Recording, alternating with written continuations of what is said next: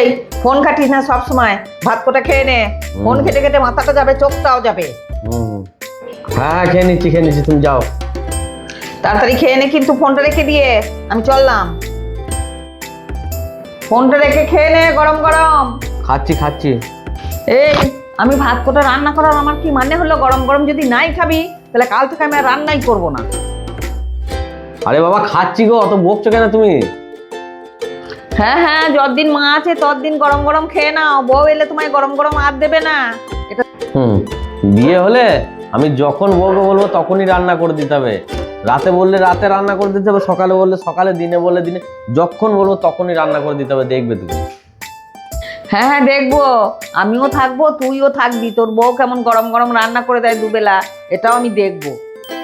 হ্যাঁ দেখতে পাবে, দেখে নেবে তখন। পাপিয়া চলো খেতে দেবে, চলো। খাবার ঢাকা দেওয়া আছে, নিয়ে খেয়ে নাও গা। আরে তো খাবারটা গরম করে দেবে, চলো। বলছি খাবারটা একটু গরম করে খেয়ে নাও গা।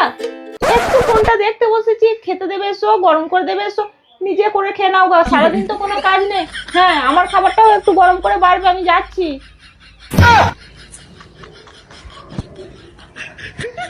দেখ বেটা, বৌমা কেমন গরম গরম খাবার খাওয়াচ্ছে তোকে, মজাটা এবার দেখ।